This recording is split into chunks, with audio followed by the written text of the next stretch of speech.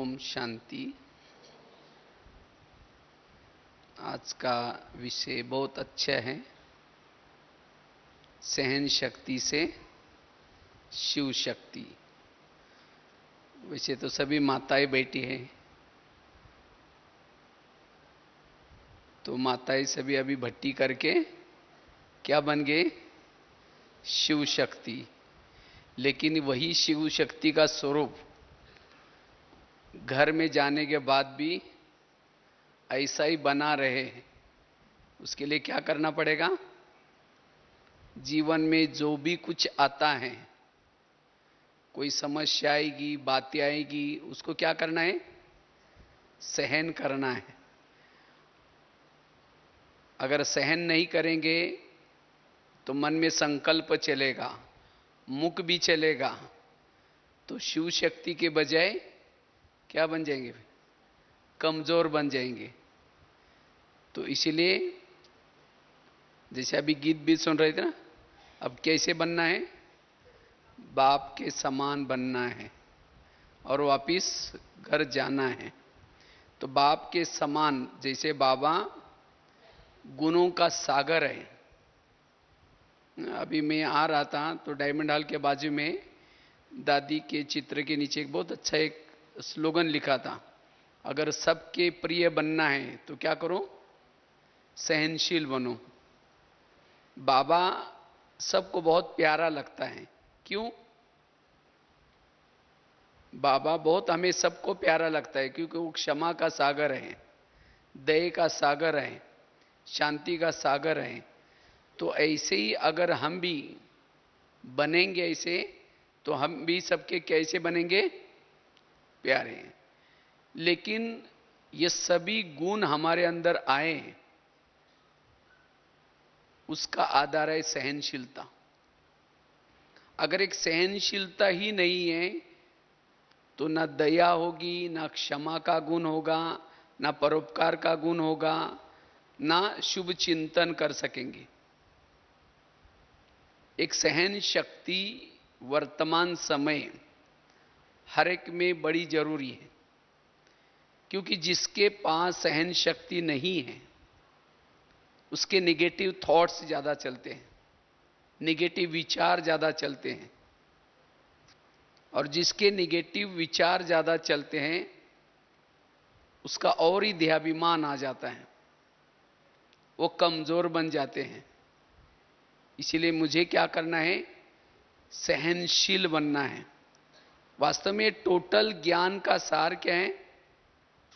हमें सब कुछ क्या करना है? सहन करना है। क्योंकि ड्रामा कल्याणकारी है, बातें कल्याणकारी है, सब कुछ कैसा है? कल्याणकारी है। तो मुझे क्या करना है? सहनशील बनना है। अगर जिसके पास सहन शक्ति नहीं है उसका समय क्या हो जाएगा? व्यर्थ जाएगा। जिसके पास सहन शक्ति नहीं, वो कर्म योगी नहीं बन पाएंगे। इतना ही नहीं, अगर सारा दिन जो भी कुछ छोटी मोटी बातें आई हैं वो बातें आपको सहन नहीं हुई, तो योग में जब बैठेंगे योग भी नहीं लगेगा, बाबा से कनेक्शन नहीं जुटेगा। लाल लाइट चल रहा है, गीत बज रहा है, शुरू करेंगे मैं आत्मा हूं शांत स्वरूप, फिर कहेंगे मेरे को उन्होंने क्यों बोला, फिर कहेंगे छोड़ो कोई बात नहीं मैं आत्मा हूं शांत स्वरूप हूं, फिर कहेंगे सबके बीच में क्यों बोला, फिर कहेंगे ठीक है कोई बात नहीं मैं आत्मा हूं शांत स्वरूप हूं, फिर कहेंगे 15 दिन पहले भी तो बोला था। तो वही बातें बार बार मन में रिपीट होगी। वो आत्मचिंतन, परमात्मा चिंतन, ज्ञान चिंतन नहीं चलेगा। इसीलिए वो बातें मुझे योग में याद ना आए, उसीलिए मुझे क्या करना है? सहनशील बनना है। वैसे तो पिछले सीजन में भी बाबा की जितनी भी मुरलियां चली हैं, बाबा ने कहा कि बच्चे क्या करो, अब सदा खुश रहो, आपका चेहरा सदा खुश चाहिए, क्योंकि वर्तमान समय सेवा का साधन क्या है? हर्षित चेहरा। लेकिन हर्षित चेहरा किसका रहता है? जो सहनशील है। जो सहनशील नहीं है उसका चेहरा हर्षित नहीं रहेगा, क्योंकि उसका मन अंदर से सोच रहा है। जो सहनशील नहीं है वो अपने भ्रुकुटी के आसन पर स्थित नहीं रह सकते, अर्थात आत्माभिमानी स्थिति में नहीं रह सकेंगे। क्योंकि जिसके पास सहन शक्ति नहीं है उसके, जैसे कहा कि विचार बहुत तेज चलते हैं, और जिसके विचार बहुत तेज चलते हैं वो आत्माभिमानी स्थिति में नहीं रह सकता, अंतर्मुखी नहीं बन सकता। इतना ही नहीं, उसका मन कैसा होता है? जिसके पास सहन शक्ति नहीं है उसका मन भारी होता है, और जिसका मन सारा दिन जो भी बातें होती हैं उसके बारे में भारी बनेगा, तो भारी मन ऊपर परमधाम में जाएगा, उसका मन शिव बाबा के पास नहीं जा सकता। इतना ही नहीं, उसकी बुद्धि भी बाबा को देख नहीं सकती। भले देखने की कोशिश करेंगे, बाबा सामने दिखाई पड़े, परमधाम दिखाई पड़े, अव्यक्त वतन दिखाई पड़े, फरिश्ता स्वरूप दिखाई पड़े, लेकिन नहीं दिखाई पड़ेगा। क्यों? जिसके पास सहन शक्ति नहीं है उसके मन में निगेटिव विचार ज्यादा चलते हैं, और जिसके मन में निगेटिव विचार ज्यादा चलते हैं उसकी बुद्धि अस्वच्छ बन जाती है, मैली बन जाती है। जैसे अगर आईने के सामने, आईने के ऊपर बहुत धूल है और धूल वाले आईने के सामने खड़े रहो, अपना चेहरा दिखाई पड़ेगा? दिखाई पड़ेगा लेकिन धुंधला। इसी तरह जिसके मन में सहन शक्ति का अभाव है और उसके कारण उसके मन में निगेटिव विचार चले, उसकी बुद्धि अस्वच्छ बनी, तो अस्वच्छ बुद्धि वाला कर्म योगी नहीं बन सकता, और योग में भी जब बैठेगा तो भी योग में बाबा को नहीं देख सकेगा। इसीलिए कई कहते हैं हम योग में तो बैठते हैं लेकिन कुछ दिखता ही नहीं है। क्यों नहीं दिखता? क्योंकि सहन शक्ति की कमी है, और जिसके कारण मन में निगेटिव विचार चले, और जिसके कारण बुद्धि अस्वच्छ बनी, और जिसके कारण योग भी नहीं लगेगा। इसीलिए मुझे सहनशील बनना है। जैसे आकाश के चंद्रमा को पानी में देखना है तो पानी कैसा चाहिए? स्थिर चाहिए। इसी तरह जिसका मन स्थिर रहता है, जो बीती को बिंदी लगाते हैं, जो सहन करते हैं, उसका मन शांत रहेगा, और जिसका मन शांत रहता है वह आत्मदर्शन कर सकता है, अपनी आत्मा को स्पष्ट देख सकता है। इतना ही नहीं, परमात्मा को भी स्पष्ट देख सकता है। इसीलिए अगर मुझे परमात्मा का दर्शन करना है, हर पल परमात्मा मुझे दिखाई पड़े, इसीलिए मेरा मन कैसा चाहिए? शांत।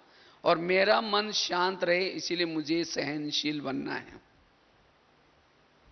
इसीलिए वर्तमान समय ये सहन शक्ति जरूरी है। जिसके पास सहन शक्ति आ गई उसके पास बाकी शक्ति अभी आएगी, क्योंकि सहन शक्ति बड़ी बहन है और बाकी शक्तियां उसकी छोटी बहनें हैं। अगर सहन शक्ति आएगी तो बाकी शक्तियां भी आएंगी, अष्ट शक्ति आएगी, और जिसके जीवन में अष्ट शक्ति हैं उसके जीवन में दैवी गुण भी ऑटोमेटिकली आएंगे, चाहे अंतर्मुखता, धैर्यता, शांति, एकाग्रता। अष्ट शक्ति जिसके पास है उसके जीवन में दैवी गुण सभी होंगे, और जिसके जीवन में दैवी गुण है, दैवी शक्ति है, वो कौन है? मास्टर सर्वशक्तिवान शिव शक्ति। और ऐसा शिव शक्ति स्वरूप कितना अंदर से सुख मिलेगा, वो औरों को भी विघ्नजीत बना सकते हैं, दूसरे के भी विघ्नों को खत्म कर सकते हैं। इसीलिए अगर शिव शक्ति बनना है इसीलिए मुझे क्या करना है, सहनशील बनना है। अगर सहन नहीं करेंगे, क्यों हुआ, मेरे साथ क्यों हुआ, ऐसा कैसे हुआ, जितना ज्यादा सोचेंगे, सहन शक्ति नहीं तो बाकी शक्तियां भी नहीं है, और बाकी शक्तियां नहीं तो दैवी गुण भी नहीं है। क्योंकि हर शक्ति के 3-3, 4-4 बच्चे हैं दैवी गुण। अगर सहन शक्ति आई, उसके साथ में अंतर्मुखता, एकाग्रता, एक रस, शांति, ये गुण आएंगे।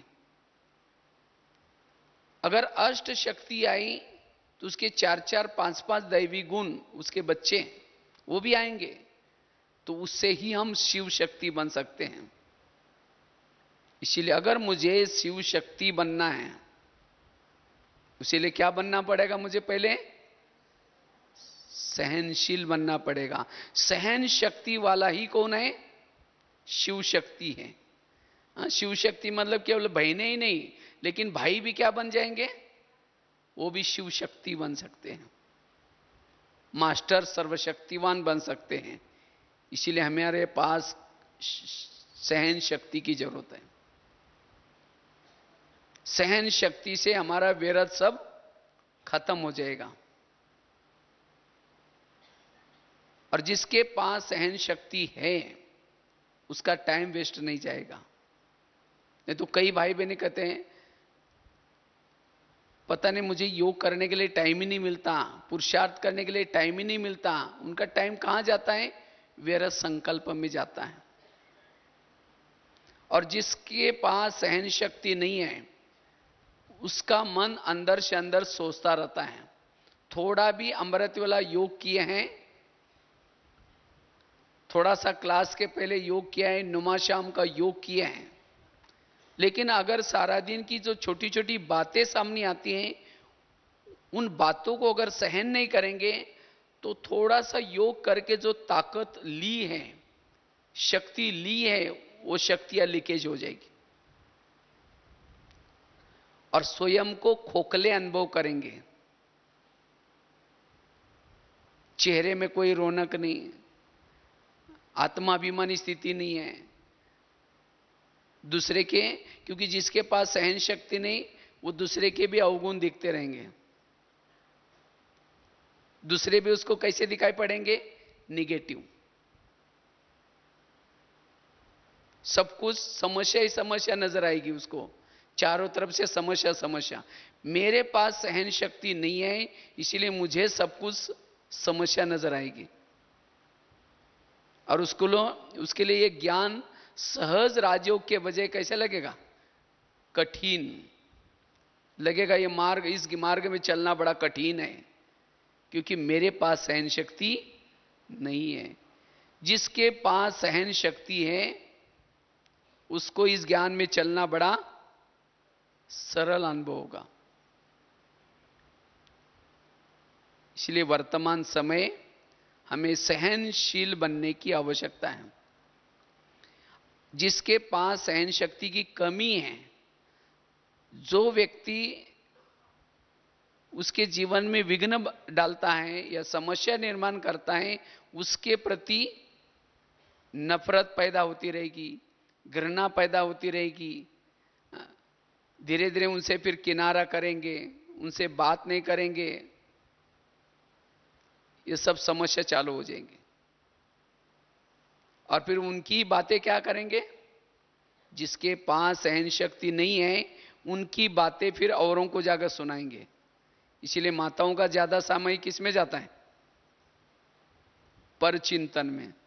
हाँ, करते परचिंतन या नहीं करते।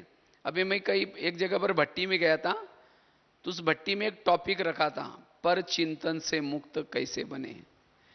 तो हमने पहले क्लास करने से पहले बताया कि भाई ये टॉपिक रखा हुआ है, लेकिन आप लोग तो करते नहीं होंगे परचिंतन। अगर नहीं करते होंगे तो टॉपिक कैंसिल, दूसरा टॉपिक रखेंगे। तो सभा में सबका हाथ खड़ा कराएंगे, कौन कौन परचिंतन नहीं करते। तो किसी ने भी हाथ खड़ा नहीं किया, मना सब परचिंतन करते हैं। और ज्यादा परचिंतन किसका चलता है, जिसको सहन नहीं होता। इसीलिए मुझे अगर परचिंतन से मुक्त बनना है, उसी लिए क्या करना है? सहनशील बनना है। नहीं तो जो बातें सारा दिन सहन नहीं हुई, पड़ोसने के बाद जाकर के बैठेंगे, कहेंगे क्या कर रहे जी, हाँ बैठे हैं, फिर कहते हाँ, कहेंगे खाना खाएगा, अरे क्या खाओ, मेरा पति ऐसा, वो कहेंगे मेरा भी कोई कम आएगा, शुरू हो गया। फिर वो अपने पति की सुना रहे, फिर बच्चे की सुना रहे, बेटा भी ऐसा ही है, फिर बहू भी तो ऐसी है, फिर सारा दिन जो बातें कुछ हुई सब। और इसीलिए माताएं परचिंतन करते करते क्या होगी? कमजोर हो गई। तो अब मुझे क्या करना है? अगर शिव शक्ति बनना है तो जो कुछ होता है उसको समाना है। माताओं के पास सहन शक्ति तो है, माताएं सहन तो बहुत करती हैं, लेकिन जो बातें सहन करते उसको समाती नहीं है, वो औरों को जाकर के सुनाती है। और इसीलिए सहन शक्ति के बजाय कमजोर है। इसीलिए जो हम सहन करते हैं उसको क्या करना है? समा लेना है। तब जाकर के विघ्न विनाशक बनेंगे। इसीलिए देखो कल यादगार है ना, वो गणेश जी का, कल गणेश चतुर्थी, गणेश जी का पेट बड़ा दिखाते हैं, क्यों? समाने की शक्ति। तो इसी तरह हमें भी क्या करना है? समा लेना है। जो कुछ होता है उन सभी बातों को क्या करना है? समा लेना है। तब विघ्न विनाशक बनेंगे। इसको कहेंगे सहन शक्ति।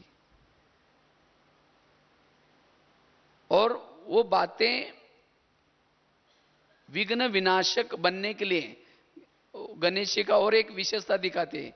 क्या दिखाते हैं? कहते गणेश जी के, वो गणेश जी को हाथी का सिर दिखाते हैं, और हाथी के अंदर एक ये रहती है, अगर हाथी के कान में चींटी गई तो कहते हैं इतना बड़ा हाथी वो क्या हो जाता है? मर जाता है। इसीलिए हाथी के कान सदा क्या होते हैं? हिलते रहते हैं।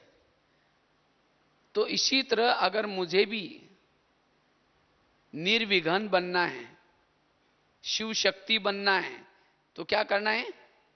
अटेंशन रूपी कान हिलाते रहना है। कोई भी व्यर्थ बातें अंदर जाने नहीं देनी है। तब जाकर के शिव शक्ति बनेंगे। समाने की शक्ति चाहिए और व्यर्थ से मुक्त होने की ताकत चाहिए, तब जाकर के शिव शक्ति बनेंगे। इसलिए अगर हमें शिव शक्ति बनना है तो सहनशील बनना है, क्योंकि यादगार रूप में जो भी देवियां दिखाते हैं, दुर्गा किसके ऊपर बैठी हैं? शेर के ऊपर बैठती थी।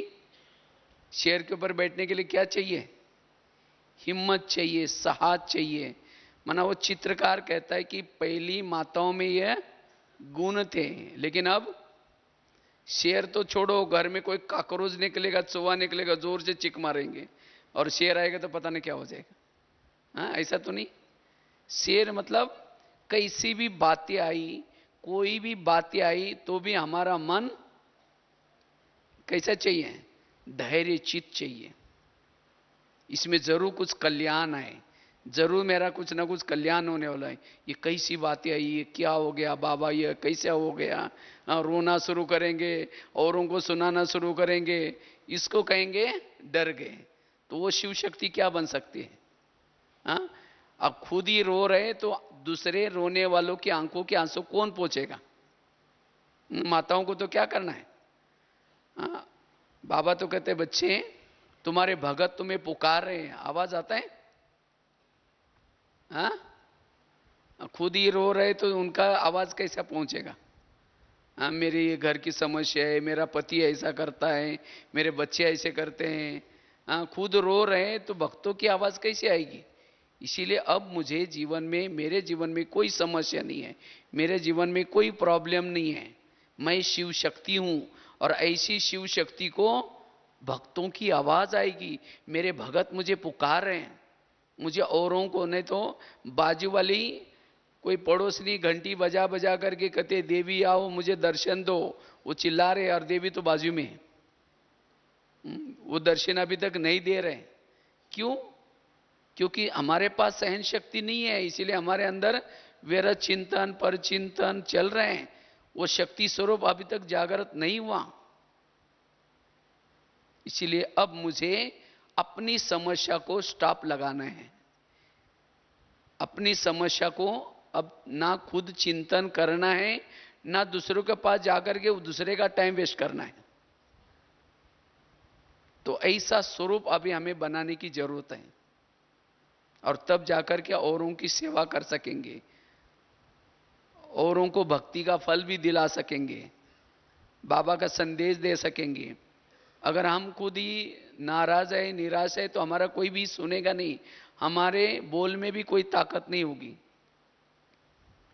इसलिए वर्तमान समय समाधान स्वरूप स्थिति चाहिए, जिसको बाबा कहते हैं ना, वाह वाह निकले सदा। हाँ, वाह ड्रामा कुछ भी हो जाए तो भी वाह वाह, चेहरा सदा खुश। तब जाकर के लोगों को, गली वालों को लगेगा इनको जरूर कुछ मिला हुआ है, ये माता कितनी शांत रहती है, तब आपका ज्ञान सुनेंगे। इसलिए ये सहन शक्ति से संभव है। तो ये सहन शक्ति हमारे जीवन में कैसे आए, उसके लिए 3-4 बातें आपको सुनाते हैं। मेरे जीवन में सहन शक्ति आई क्योंकि सहन शक्ति के बिना और शक्तियां और गुण नहीं आ सकेंगे। सहन शक्ति के बिना हमारा चेहरा खुश नहीं होगा, हमारा मन शांत नहीं होगा। इसलिए सहन शक्ति बड़ी इंपॉर्टेंट है। तो वो सहन शक्ति कैसे आए, उसके लिए 4-5 बातें। सबसे पहली बात है, सहन शक्ति वास्तव में आत्माभिमानी स्थिति का रिजल्ट है। सहन शक्ति तो क्या, सभी दैवी गुण आत्माभिमानी स्थिति के रिजल्ट है। जिन्होंने आत्माभिमानी स्थिति का पुरुषार्थ किया है, जो आत्माभिमानी स्थिति में रहते हैं, उनके सामने कैसी भी बातें आई, शेर के समान बातें आई, तो भी उन बातों का उसके ऊपर कोई असर नहीं पड़ेगा, वो सहनशील होंगे। इसलिए बाबा हर मुरली में कहते, बच्चे क्या बनो, आत्माभिमानी स्थिति में रहो। वास्तव में मेरे पास सहन शक्ति नहीं है, इसका कारण है मेरा देहभान। इसलिए मुझे आत्मा का पाठ पक्का करना है। जितना आत्मा का पाठ पक्का रहेगा, सारा दिन कुछ भी बातें आएंगी उसका चिंतन नहीं चलेगा, सहनशील बनेंगे। आत्माभिमानी स्थिति पुरुषार्थ है, दैवी गुण उसके रिजल्ट है। अगर मुझे कोई बातें सहन नहीं होती, रोना आता है, संकल्प चलते हैं, इसका मतलब मेरा कौन सा भान है, देह का भान है। तो मुझे आत्मा का पाठ पक्का करना है। और इसलिए आत्मा का पाठ पक्का करने के लिए बाबा ने 4 सब्जेक्ट रखे हैं। कौन से?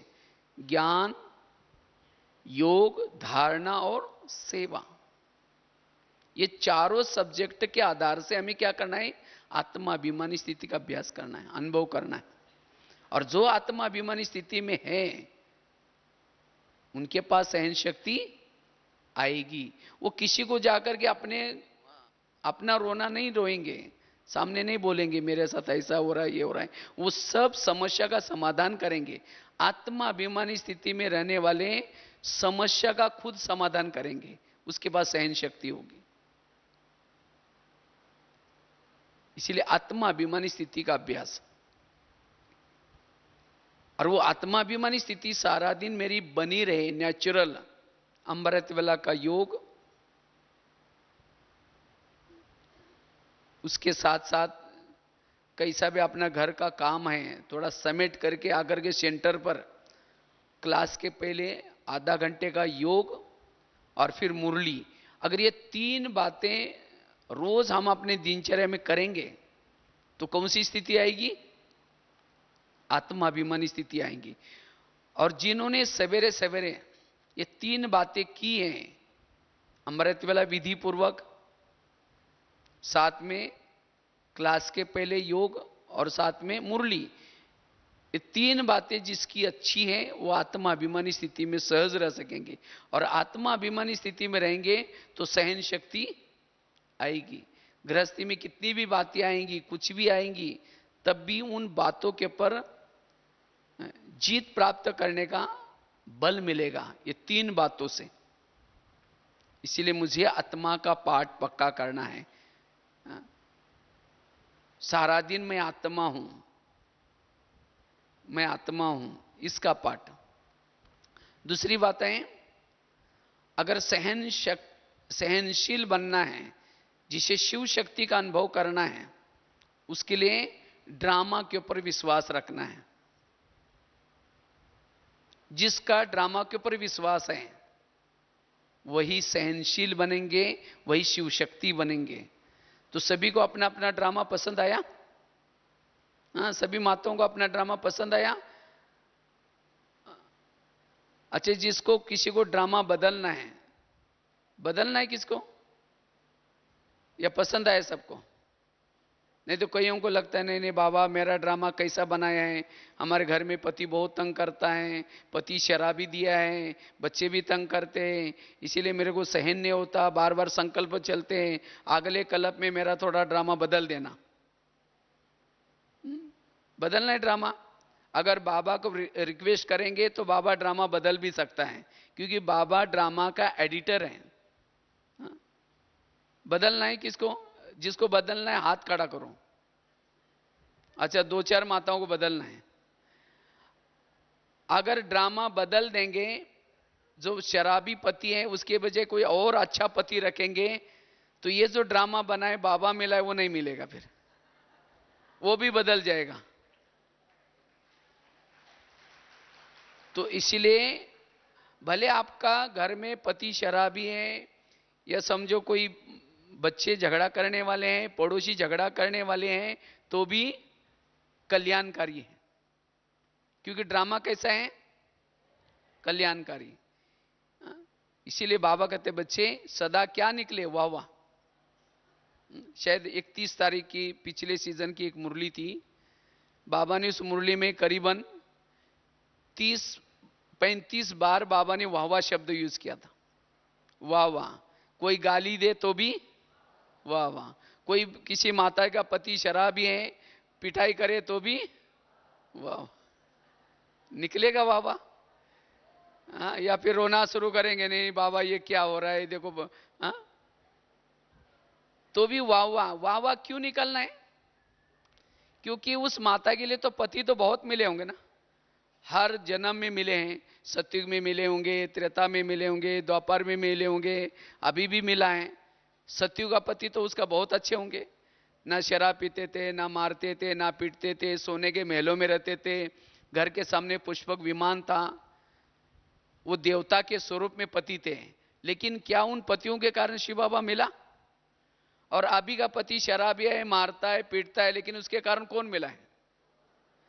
तो उस माता के लिए वो शराबी अच्छा या वो देवता अच्छे? तो उसको और बोलना चाहिए बाबा ऐसा है शराबी 5000 साल के बाद भी जरूर देना। हा? तब ऐसे शराबी पति को देखने के बाद भी क्या निकलेगा? वाह वाह। तब कभी भी नहीं लगेगा ये ऐसा क्यों करता है, उसके लिए भावना अच्छी रहेगी। इसीलिए बाबा कहते बच्चे मैंने हर एक का ड्रामा बहुत अच्छा बनाया, इसीलिए ड्रामा को पसंद करो। बाबा आपने मेरा कितना अच्छा ड्रामा बनाया है, मेरा पति भी कितना अच्छा है, मेरे बच्चे भी बहुत अच्छे हैं, पड़ोसी भी बहुत अच्छे हैं, भले तंग करने वाले कैसे भी हैं लेकिन तो भी कल्याणकारी है। तो जिसने ड्रामा को पसंद किया उसके पास कौन सी शक्ति आएगी? सहन शक्ति आएगी, और वो शिव शक्ति बन सकते हैं। उसके मन में कभी भी निगेटिव विचार नहीं आएंगे। इसीलिए ड्रामा को पसंद करने की जरूरत है, अन्यथा मन में निगेटिव विचार चलते हैं। नहीं तो कई कहते हैं ना हम तो कुछ अनुभव होता ही नहीं हमको, ना शक्ति का अनुभव, ना शांति का अनुभव। क्यों? ये सारा दिन की गृहस्थी की बातें हैं, ये बातों का ही चिंतन चलता है, व्यर्थ चिंतन चलता है, और इसीलिए अनुभव नहीं है। एक शिष्य गुरुजी के पास गया था, तो गुरुजी को कहा कि गुरुजी मैं बहुत भक्ति करता हूं, तप करता हूं, साधना करता हूं, दान करता हूं, लेकिन मुझे कुछ अनुभव नहीं हो रहा है। तो गुरुजी हंसने लगे, कहता हाँ बात तो सही है। कहते 3-4 दिन पहले मैं एक बगीचे में बैठा था, 5-6 युवा आए, उनको प्यास लगी थी, उनको पानी पीना था। तो गुरुजी ने क्या किया, उनको बगीचे की तरफ इशारा किया, वहां जाओ, वहां कुआं है, एक बाल्टी भी रखी है, रस्सा भी रखा है, कुएं में पानी भी है, आप पी लेना। तो 5-6 युवा वहां गए, उन्होंने क्या किया, रस्से से बाल्टी को बांधा, कुएं में छोड़ा, और छोड़ करके हिला करके पानी ऊपर खींचा, लेकिन उसमें पानी कुछ नहीं मिला। दोबारा बाल्टी डाली, दोबारा फिर खींचा, तो भी नहीं पानी मिला। तीसरी बार, चौथी बार, 5वीं बार, 8-10 बार किया, वो वहां से चले गए। कुएं में पानी था, बाल्टी थी, रस्सा था, तो भी वो प्यासे गए। क्यों? बाल्टी को छेद थे। वो बाल्टी कैसी थी? छेद वाली। तब गुरुजी ने कहा कि तुम साधना करते हो, भक्ति करते हो, लेकिन तुम्हारे मन को छेद है। इसी तरह अगर हम भी सारा दिन की गृहस्थी की बातें, ये पति ऐसा है, बच्चे ऐसे है, ये ऐसा है, अगर ये मन के छेद हैं, तो भले हम 8-10 साल से ज्ञान में चलते हैं, योग भी लगाते हैं, लेकिन अनुभव नहीं होगा। इसीलिए अपने मन के छेद को क्या करो? बंद करो।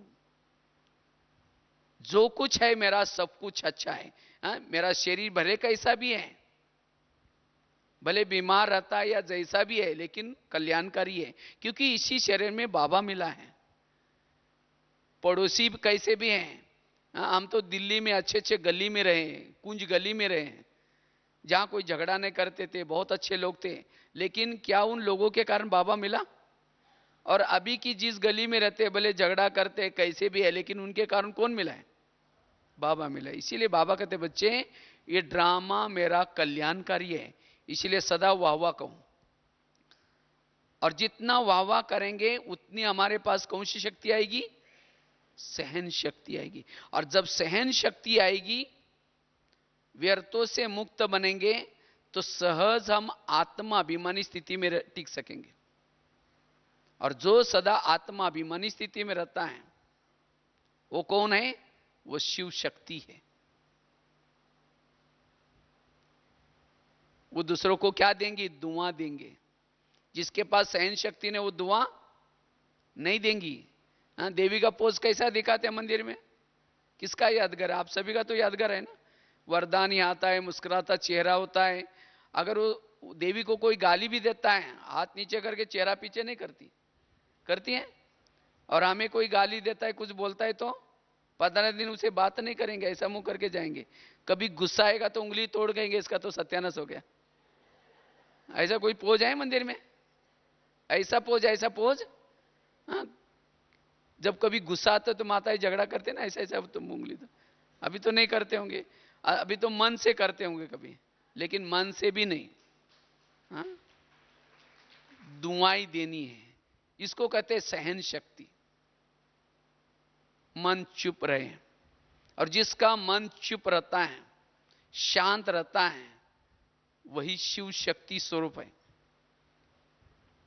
वही योगी बन सकते हैं, कर्म योगी बन सकते हैं, वो सदा खुश रह सकते हैं, वही औरों को दुआ दे सकते हैं। इसीलिए एक तो बताया आत्मा अभिमानी स्थिति से सहन शक्ति आएगी। दूसरी बात कौन सी बताई?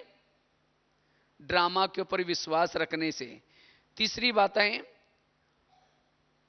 अगर मुझे सहनशील बनना है, उसके लिए पर चिंतन से मुक्त बनना है। कभी कभी हम किसी के बारे में अगर व्यर्थ बातें सुनेंगे, किसी की व्यर्थ बातें सुनेंगे, तो व्यर्थ बातें सुनने से, परचिंतन की बातें सुनने से क्या होगा? उस व्यक्ति के लिए नफरत पैदा होगी, घृणा पैदा होगी, वैर पैदा होगा, भावना खराब हो जाएगी। फिर उसकी बातें हमें सहन नहीं होगी। तो सहन शक्ति की कमी का कारण है परचिंतन सुनना। इसलिए इस भट्टी से क्या करना है, हमें परचिंतन से मुक्त बनना है। अगर परचिंतन से मुक्त बनेंगे तब सहनशील बनेंगे। अन्यथा जिसके अंदर नफरत है, घृणा है, उसका दिल कैसा रहा, दिल खराब है। और जिसका दिल खराब है उसके दिल में बाबा बैठेगा। और शिव शक्ति किसको कहते हैं, जब शिव और शक्ति दोनों कंबाइंड है। तो मुझे अगर शिव शक्ति बनना है तो मेरे साथ में बाबा साथ में रहें, उसी लिए मुझे क्या करना है, यह पर चिंतन पर दर्शन से मुक्त बनना है। एक व्यक्ति के प्रति भी अगर आपका दिल खराब है तो शिव शक्ति नहीं बन सकेंगे। इसलिए शिव शक्ति बनने के लिए पर चिंतन से मुक्त। अगर आपके घर में कोई कचरा लाकर डालेगा तो क्या कहेंगे, हाँ आपका बहुत बहुत धन्यवाद, रोज आया करो और जहां पूजा होते हैं वहां डाला करो, ऐसे बोलेंगे। लेकिन अगर आपके पास कोई व्यर्थ बातें कोई सुनाने के लिए आता है तो आप क्या करते हैं, और नजदीक सरकेंगे, कहेंगे और क्या हुआ। हाँ, वो उठ के जा भी रहे, कहेंगे बैठो ना, और क्या हुआ बताओ ना। हाँ, चाय पानी पी के जाओ। परचिंतन सुनाने वालों को क्या पिलाएंगे, चाय पानी पिलाएंगे। अगर घर में कोई उल्टी करता है आकर के तो क्या करते हम, हाँ कोई घर में कोई उल्टी करता तो नाक बंद करके उसको कहते उधर उधर दूर जाओ। और उल्टी किस में की जाते हैं, वॉश बेसिन में। तो कान कोई हमारा वॉश बेसिन तो नहीं है ना, वैसा आकार कैसा है कान का, सुंदर सा वॉश बेसिन है। तो अगर ऐसी बातें हम डालेंगे कान में, ये कान से कहां चली जाते हैं, दिल में चली जाते हैं। अगर हमारा दिल खराब है तो दिल में बाबा बैठेगा। तो जब दिल में बाबा नहीं बैठेगा तो हम शिव शक्ति कैसे बनेंगे। इसीलिए मुझे किसी मुरली के सिवाय, ज्ञान के सिवाय किसी के प्रति भी कोई बातें ऐसी वैसी बात